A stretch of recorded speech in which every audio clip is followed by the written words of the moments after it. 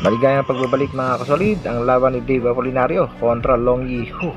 Kawawa ang sinapit ng Pinoy sa bansang Japan na good news, Duterte dismiss ang kaso, pauuwiin na ng Pilipinas. Iyan ang ating mga pag-uusapan. Magbigay din tayo ng konting update sa nag-iisang angas ng Pinas, Cuadro Alas, General Casimiro. Pero bago yan, pa-like, pa-share at pa-subscribe na rin ang ating video. Para sa ating unang balita mga kasolid, sa ating mga pangbato, ito nga ay si Dave Apolinario, tinaguriang The Doberman. Hindi nga maganda ang sinapit sa kanyang naging laban sa bansang Japan.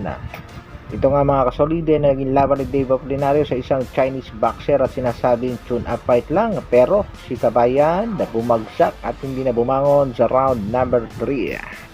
Si Apolinario ay kasalukuyang nasa pangangalaga ng Ohashi Promotion at dahil sa nangyaring ito mga kasolid ay tila dismayado itong si Mr. Ohashi at tila gusto nang bitawan ng ating pangbato. Lamang na lamang naman talaga itong si Dave Apolinario, 21 wins, 40 knockouts, merong 2 talo. Samantalang si Long Yihu, 8 wins, 2 losses. Panoorin natin mga kasolid ang fight highlights at kung paano pinabagsak ng Chinese boxer ang ating kababayang si Dave Apolinario. Unang round mga kasolid, liyamado si kabayan, pero pagdating ng second round at ito nga ang third round, napuruhan sa panga itong si Dave Apolinario, bagsak at hindi na nga ito bumangon kaya talo si kabayan. Ano kaya magiging next move sa kampo ng ating pangbatong si Dave Apolinario? Yan ang ating aantabayanan. Sa kabilang balita naman mga kasolid, tila maganda nga ang ginawa at naging plano nitong si Vice President Sara Duterte ang pakikipagsanib pwersa dito kay Amy Marcos. Sa kasalukuyan nga ay gumagawa ng paraan itong si Senadora Amy Marcos upang mapatunayang illegal ang pag-aresto sa dating presidenteng si Rodrigo Roa Duterte. At hindi pa rin talaga tumitigil ang senadora upang mapatunayang lumabag talaga ang kinauukulan sa pag-aresto dito kay Duterte.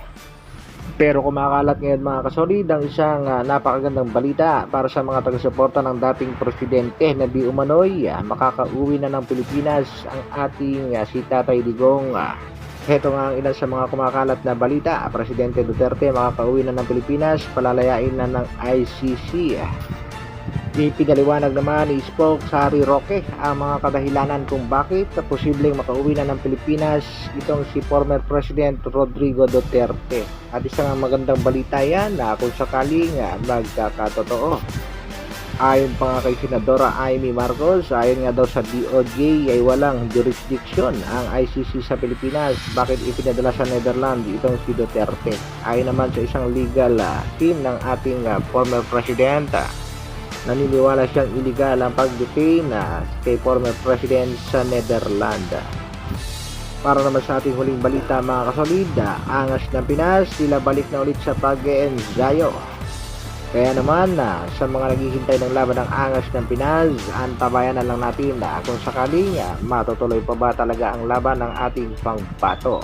Hanggang dito na lang muna mga kasolid.